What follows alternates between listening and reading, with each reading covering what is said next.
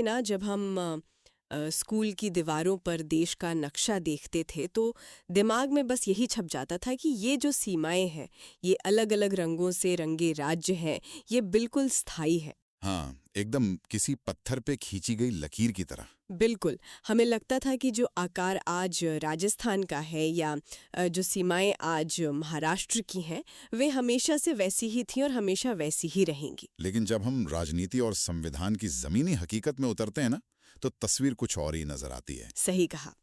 पता चलता है कि जिसे हम एक ठोस और अटल नक्शा मानते हैं, वो असल में लगातार सांस लेती, बदलती और खुद को ढालती हुई एक इकाई है। हम्म। तो आज के इस गहन विश्लेषण में हमारा मकसद इसी बात की तह तक जाना है कि भारत का ये विशाल भौगोलिक ढांचा आखिर कैसे तय होता है और इसके पीछे के जो नियम हैं वो किसी थ्रिलर कहानी से कम क्यों नहीं है। और देखिए, ये समझना इसलिए भी बहुत जरूरी है क्योंकि ये सिर्फ जमीन के कुछ टुकड़ों या नदियों के बंटवारे की बात नहीं है। हाँ। जब हम संविधान के पहले भाग यानी अनुच्छेद 1 से 4 की बात करते हैं, तो हम असल में इस देश के डीएनए को पढ़ रहे होते हैं। क्या बात है, देश का डीएनए? बिल्कुल, ये इस बात का दस्तावेज है कि एक राष्ट्र के रूप में हम खुद को क्या मानते हैं और हमारी एकता का असली आधार क्या है। तो बिना किसी देरी के सीधे उस बुनियादी सवाल पर आते हैं जी। जो किसी भी पहचान का पहला कदम होता है। जी। नाम। मतलब संविधान का अनुच्छेद 1 शुरू ही एक बहुत ही दिलचस्प और ऐतिहासिक वाक्य से होता है।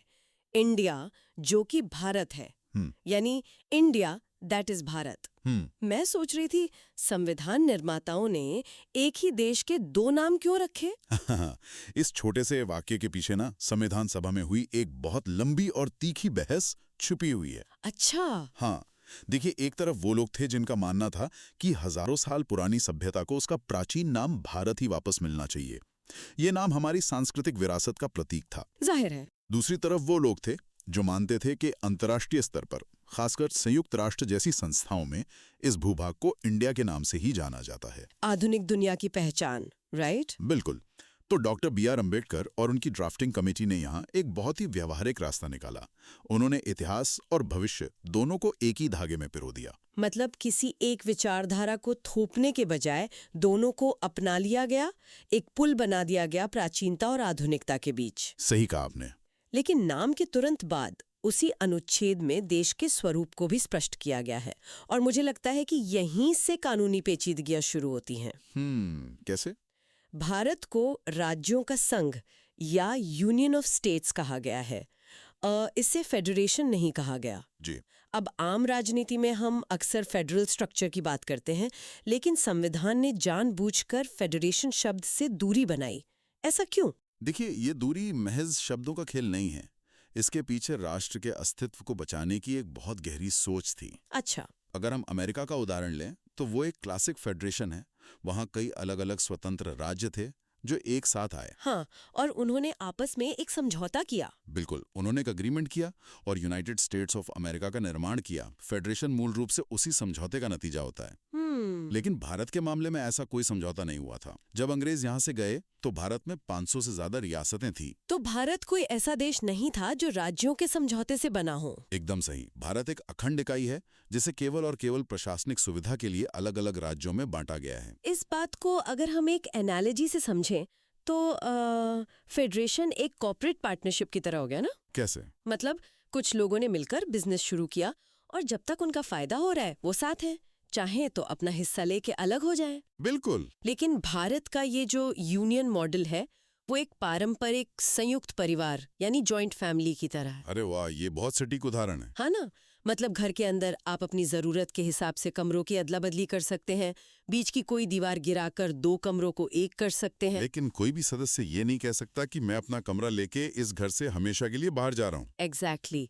कोई परिवार छोड़कर जा नहीं सकता। और वो जो एनालॉजी आपने दी ना, वो इस पूरी अवधारणा का सार है। यूनियन शब्द का इस्तेमाल करने का सबसे बड़ा उद्देश्य ही यही स्पष्ट करना था कि किसी भी भारतीय राज्य को संघ से अलग होने का अधिकार नहीं है। यानी वो सिसीड नहीं कर सकते। सिसीड बिल्कुल नहीं। संविधान सभा में अंबेडकर जी ने स्पष्ट कहा था कि हमारा संघ अविनाशी है, मतलब इनडिस्ट्रक्टिबल है, उसे तोड़ा नहीं जा सकता। राज्य बदल सकते हैं लेकिन देश स्थायी है। हाँ, और इसी अनुच्छेद 1 में ये भी साफ कर दिया गया कि इस यूनियन में राज्यों के अलावा केंद्र शासित प्रदेश और वे सभी नए क्षेत्र भी शामिल होंगे जो भारत भविष्य में अर्जित कर सकता है। अब यहाँ से एक बहुत ही स्वाभाविक सवाल उठता है। पूछिए। आपने कहा कि कोई भी इस परिवार को छोड़कर बाहर नहीं जा सकता। ठीक है, मान लिया कि बाहरी दरवाजा बंद है, लेकिन क्या हम बाहर से नए क्षेत्रों को इस परिवार में ला सकते हैं? और जो लोग पहले से अंदर हैं, क्या उनके कमरों के ढांचे में हम बदलाव कर सकते हैं? और ये सवाल हमें सीधे संविधान के अनुच्छेद 2 और 3 के दरवाजे पर लाके खड़ा कर देता है। हाँ, तो थोड़ा इनके बारे में बताइए। यहीं से भारतीय संविधान का वो लचीलापन सामने आता है जो इसे दुनिया के सबसे व्यवहारिक दस्तावेजों में से एक बनाता है। ओके। अनुच्छेद 2 को आप उस मुख्य दरवाजे की तरह देख सकते हैं जो बाहरी दुनिया की तरफ खुलता है।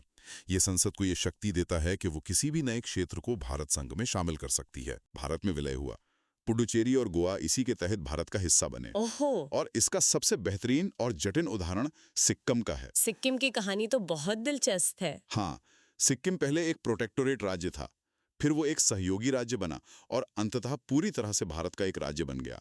ये सब अनुच्छेद 2 के कारण ही संभव हो पाया। तो मतलब अनुच्छेद 2 ऐसा हो गया जैसे हमने अपने घर के बगल वाला खाली प्लॉट खरीदकर घर का विस्तार कर लिया हो। सही कहा। लेकिन असली ड्रामा तो घर के अंदर होता है ना? तो है। तो अनुच्छेद 3 की बात करते हैं जो मौजूदा राज्यों के निर्माण और उनकी सीमाओं में बदलाव से जुड़ा है। मतलब संसद एक नया राज्य बना सकती है, किसी बड़े राज्य को 2 हिस्सों में बांट सकती है, क्षेत्रफल घटा या बढ़ा सकती है, सीमाएं बदल सकती हैं और यहाँ तक कि नाम भी बदल सकती है। और इतिहास गवाह है कि भारत ने अपने इस आंतरिक नक्शे को कितनी ही बार मिटाया और दोबारा खींचा है। बिल्कुल। 1950 के दशक में जब भाषाई आधार पर राज्यों की मांग उठने लगी थी। हाँ, वो मद्रास प्रेसिडेंसी वाला मामला। जी, मद्रास से अलग एक तेलुगु भाषी राज्य के लिए पोटी श्रीरामुलु के आमरण अनशन और उसके बाद जो हिंसा भड़की थी, वो बहुत दुखद था। हाँ, उसने ये साबित कर दिया कि प्रशासनिक ढांचे को लोगों की भावनाओं के हिसाब से बदलना ही पड़ेगा। तब 1956 में राज्य पुनर्गठन आयोग की सिफारिशों पर पूरे देश का नक्शा लगभग दोबारा खींचा गया। और यह सिलसिला रुका नहीं। पंजाब से हरियाणा का अलग होना, उत्तर प्रदेश से उत्तराखंड, बिहार से झारखंड और हाल ही में आंध्र प्रदेश से तेलंगाना का निर्माण। हाँ, ये सब अनुच्छेद 3 के ही परिणाम है। बिल्कुल। लेकिन देखिए, यहाँ एक बहुत बड़ा पेच है जिसने मुझे सच में हैरान कर दिया। और मैं यहाँ संसद की शक्ति को लेकर थोड़ी असहमति जताना चाहूंगी। अच्छा, क्या बात है? अगर किसी राज्य को बांटा जा रहा है, उसकी सीमाएं सिकुड़ रही हैं, तो लोकतांत्रिक तरीके से उस राज्य के लोगों की या वहां की सरकार की सहमति सबसे महत्वपूर्ण होनी चाहिए, है ना? लेकिन प्रक्रिया कुछ और ही कहती है। आप जिस प्रक्रिया की ओर इशारा कर रही हैं, वो अक्सर लोगों को चौंका देती है। चौंकाना तो बहुत छोटा शब्द है। तो आप ही बताइए प्रक्रिया क्या है? प्रक्रिया ये है कि बदलाव का प्रस्ताव संसद में आता है, फिर राष्ट्रपति उस बिल को संबंधित राज्य की विधायिका के पास उनकी राय जानने के लिए भेजते हैं। सही। राष्ट्रपति एक समय सीमा भी तय करते हैं कि आपको इतने दिनों में अपनी राय बतानी है। यहाँ तक तो सब ठीक लगता है। हाँ, यहाँ तक तो लगता है कि राज्यों की आवाज सुनी जा रही है। लेकिन फिर आता है असली ट्विस्ट। वो क्या? राज्य जो भी राय देता है वो संसद पर बाध्यकारी नहीं होती। मतलब संसद चाहे तो राज्य की राय मान ले, चाहे तो पूरी तरह खारिज कर दे। इतना ही नहीं, अगर संसद उस बिल में बाद में कोई और संशोधन करती है तो उसे दोबारा राज्य के पास भेजने की भी जरूरत नहीं है। बाप रे, तो फिर ये तो पूरी तरह से एक तरफा फैसला हो गया। एक तरह से हाँ। क्या ये राज्यों के नजरिए से थोड़ा अनुचित या कहूं तो अलोकतांत्रिक नहीं है? आप किसी भी राज्य की सीमाओं को, उसके अस्तित्व को उसकी मर्जी के बिना भी मिटा सकते हैं। संविधान निर्माताओं ने, जो खुद इतने बड़े लोकतांत्रिक विचारक थे, उन्होंने केंद्र सरकार को इतनी भारी शक्ति क्यों दे दी? आपकी ये आपत्ति बिल्कुल स्वाभाविक है और अगर हम आज के शांत माहौल में बैठकर सोचें तो ये असंतुलित भी लगता है। बिल्कुल लगता है। लेकिन हमें उस वक्त के हालात में जाना होगा जब ये संविधान लिखा जा रहा था। आजादी के तुरंत बाद का समय। हाँ, ये वो दौर था जब देश ने विभाजन का एक बहुत ही खूनी और दर्दनाक मंजर देखा था। धर्म के नाम पर, भाषा के नाम पर अलगाववाद की आग भड़कने का एक बहुत बड़ा डर था। स्थिति बहुत नाजुक थी, बहुत नाजुक। संविधान निर्माताओं, खासकर धारा आयोग और जेवीपी समिति ने बार बार ये चेतावनी दी थी कि अगर राज्यों को अपनी सीमाओं पर वीटो पावर दे दी गई तो देश कभी एक नहीं रह पाएगा। मतलब उन्हें डर था कि कठोर क्षेत्रवाद देश को खोखला कर देगा। एकदम सही। कल्पना कीजिए, अगर उत्तर प्रदेश या आंध्र प्रदेश की विधानसभा के पास ये शक्ति होती कि वो विभाजन को रोक सकें, तो क्या कभी उत्तराखंड या तेलंगाना बन पाते? शायद कभी नहीं। कोई भी राज्य अपनी जमीन क्यों छोड़ना चाहेगा? बिल्कुल। स्थानीय राजनीति और क्षेत्रीय नेताओं का अहम कभी भी किसी राज्य को बंटने नहीं देता, भले ही प्रशासनिक तौर पर वो राज्य कितना ही अक्षम क्यों न हो गया हो। ये तो सोचने वाली बात है। इसीलिए तय किया गया कि राज्य परिवर्तनशील रहेंगे, प्रशासनिक लचीलापन सबसे ऊपर होगा और राष्ट्र की अखंडता सर्वोपरि है। भारतीय राजनीति विज्ञान में एक बहुत मशहूर वाक्य है कि भारत विनाशी राज्यों का अविनाशी संघ है। विनाशी राज्यों का अविनाशी संघ मतलब indestructible union of destructible states. बिल्कुल, ये बहुत ही शक्तिशाली विचार है। मतलब राज्य केवल प्रशासनिक इकाइयां हैं, उनका अपना कोई अलग संप्रभु अस्तित्व नहीं है। सही कहा आपने। लेकिन अगर संसद के पास ये असीमित शक्ति है तो इसे लागू करने की प्रक्रिया तो बहुत कठिन होगी। आपको ऐसे क्यों लगता है? मेरा मतलब है, अगर आप देश का नक्शा बदल रहे हैं तो ये कोई सामान्य कानून बनाने जैसा तो हो नहीं सकता। इसके लिए संविधान में एक बहुत बड़ा संशोधन करना पड़ता होगा। और यहीं पर हमारे संविधान का सबसे बड़ा मास्टर स्ट्रोक सामने आता है, अनुच्छेद 4। अच्छा। जो लोग ये सोचते हैं कि राज्यों को बदलना एक भारी भरकम संवैधानिक प्रक्रिया है, अनुच्छेद 4 उनके भ्रम को तोड़ देता है। वो कैसे? यह अनुच्छेद साफ तौर से ये घोषित करता है कि अनुच्छेद 2 और 3 के तहत बनाए गए कानून संविधान संशोधन माने ही नहीं जाएंगे।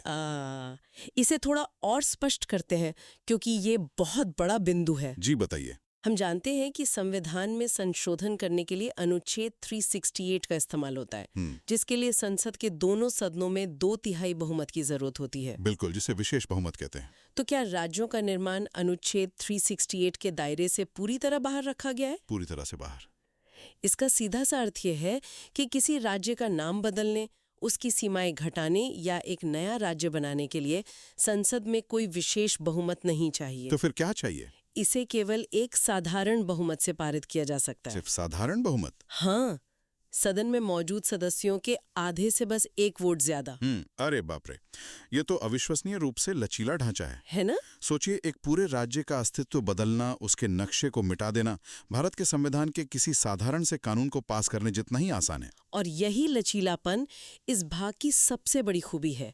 अगर हम अमेरिका से इसकी तुलना करें तो वहां बिना राज्य की सहमति के उसकी सीमा का 1 इंच भी नहीं बदला जा सकता। बिल्कुल। लेकिन भारत में एक साधारण बहुमत से पूरा का पूरा नक्शा बदल सकता है।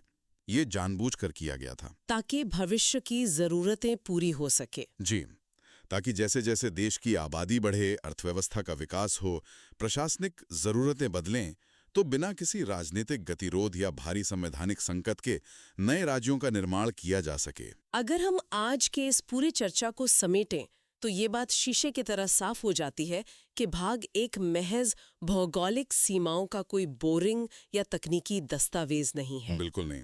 ये भारत के यूनियन की एक बहुत ही सोच समझकर बनाई गई वास्तुकला है। इसमें एक तरफ तो लोहे जैसी मजबूती है कि कोई भी राज्य इस संघ से अलग होने का सपना भी नहीं देख सकता, और दूसरी तरफ इसमें पानी जैसा लचीलापन है कि देश के भीतर प्रशासनिक सुविधा के हिसाब से नक्शे को बिना किसी अड़चन के ढाला जा सकता है। और इस वास्तुकला की सफलता इसी बात में है कि पिछले 7 दशकों में तमाम तनावों के बावजूद ये ढांचा कभी टूटा नहीं, बल्कि खुद को ढालता रहा। यह एक बहुत ही सशक्त विचार है। लेकिन अब जब हम इस प्रणाली की ताकत को समझ चुके हैं तो यहाँ से भविष्य की तरफ देखना बहुत दिलचस्प हो जाता है। और भविष्य के इसी परिप्रेक्ष्य में मैं एक बहुत ही विचारणीय बिंदु सामने रखना चाहूंगा। जरूर। आज भारत में 28 राज्य हैं। हमारी आबादी लगातार बढ़ रही है और कई राज्य तो यूरोप के बड़े देशों से भी ज्यादा आबादी वाले हैं। हाँ, उत्तर प्रदेश को ही देख लीजिए। बिल्कुल। प्रशासनिक मशीनरी पर दबाव चरम पर है। हमने देखा है कि कैसे अतीत में उत्तर प्रदेश को 4 हिस्सों में बांटने का प्रस्ताव राजनीतिक गलियारों में चर्चा का विषय रहे हैं। जी। तो जरा सोचिए, क्योंकि अनुच्छेद 3 और 4 के तहत राज्यों की सीमाएं बदलना इतना आसान है, महज एक साधारण बहुमत का खेल है, तो क्या आने वाले कुछ दशकों में बेहतर प्रशासन के लिए हमें भारत के नक्शे पर 28 की बजाय 40 या 50 छोटे छोटे राज्य देखने को मिल सकते हैं? उफ, ये सच में दिमाग को झकझोर देने वाली संभावना है। बिल्कुल है। जिस साधारण बहुमत ने कल तेलंगाना और लद्दाख को आकार दिया, वही साधारण बहुमत कल भारत के आंतरिक नक्शे को पूरी तरह से एक नया रूप दे सकता है। और सबसे बड़ी बात, हमारा संविधान इसकी पूरी अनुमति देता है। तो आज के इस गहन विश्लेषण को हम इसी विचार के साथ समाप्त करते हैं कि जो नक्शा हम आज देख रहे हैं वो कोई अंतिम सत्य नहीं है। बिल्कुल, यह एक निरंतर चलने वाली प्रक्रिया है और भविष्य में ये कौन सा नया रंग रूप लेगी, ये देखना यकीनन बहुत ही रोमांचक होगा। उन रेखाओं के पीछे की शक्तियों के बारे में सोचते रहिए जो इस विशाल देश को एक अटूट धागे में बांधे रखती हैं।